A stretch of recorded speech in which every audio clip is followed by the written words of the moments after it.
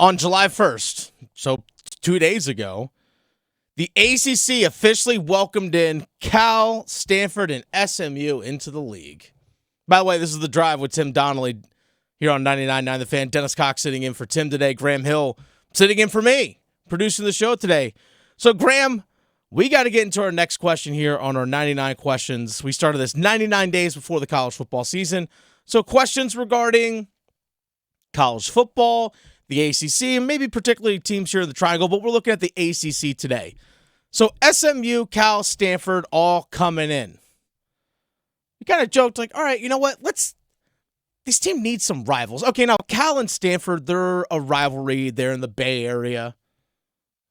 That's fine. Like that, they can still have that. They can bring that over. But we need to assign, Graham, rivalries in the ACC. We're establishing new rivalries with Cal, Stanford, and SMU coming in. Let's start with SMU. This one's easy. It's Georgia Tech. Okay. What? People are like, why are you saying this with such confidence, with such conviction, Dennis? Why is it Georgia Tech? Let's roll it back. What's old is new again, right, Graham? The more things change, the more they stay the same. Let's roll it back to the 1950s. Let's bring the 1950s rivalry back. SMU and Georgia Tech played every year from 1950 to 1959, including a 0-0 tie in 1957 between the number 3 Yellow Jackets and the number 15 Mustangs. That's a top 15 rivalry, folks. Like, let's bring it back. Top 15 rivalry in the ACC. Let's bring it back. By the way, 0-0. Frank Beamer smiling over the thought of that right now. I bet he would have loved it. I hope they've learned to score some more touchdowns since then. Well, I think they have.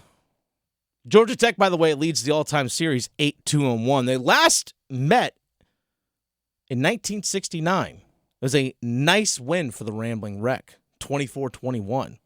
Renew the rivalry. Let's go Stanford. Let's go Stanford next. I'm thinking Virginia. Okay. UVA. Now, UVA's already got a pretty good amount of rivalries, I guess you can say. Obviously, Virginia Tech is a big one. Oldest rivalry in the South, UNC versus UVA. Yep. I've attended many of those football games in the past as someone who grew up in the Charlottesville area. So, if you look at their programs, Stanford and UVA, look at their football programs. They've had their moments in time, right?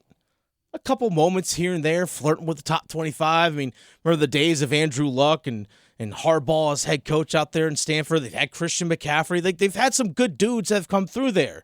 Virginia has had its fair share of really good players that have come through UVA, obviously. But what are they most known for? Where do they excel?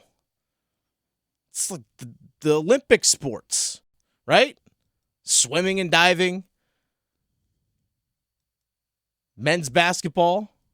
Been good on both sides. UVA more recently than Stanford. Obviously, lacrosse is very big at UVA. But it's a lot of those quote-unquote other sports, Olympic sports that we like to say, where those schools thrive. And obviously, they're very high on education, both UVA and Stanford. Make a rivalry.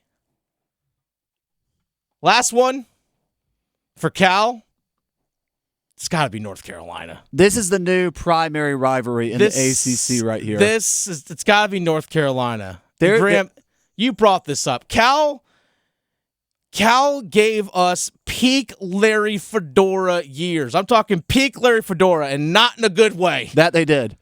I know Carolina fans, especially in football, probably forgot about the 2017, 2018 season, but in both of those seasons, to kick off the college football season for Carolina back-to-back years, they played Cal.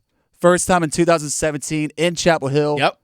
35-30 loss. The Bruins gave the Carolina Tar Heels a loss. And then to open up the season in 2018, Carolina flew to the West Coast where they lost to Cal again in their opening game, 24-17. 2018, also the 2-9 season that pretty much put the nail in the coffin for Larry Fedora. So Cal ultimately is Cal's to blame for the peak Larry Fedora days. That's exactly right. And again, not peak. Cal ultimately, honestly, is responsible for the firing of Larry Fedora since his last two seasons got off to bad starts at the hands of the Bruins. And it doesn't stop there, folks. Oh, it doesn't? 2 years ago.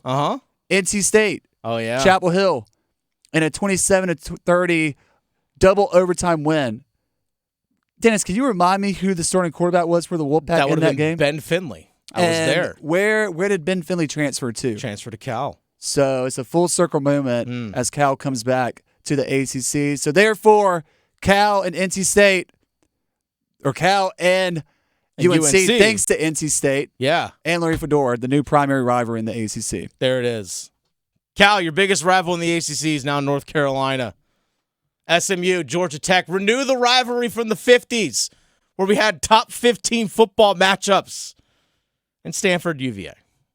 That speaks for itself.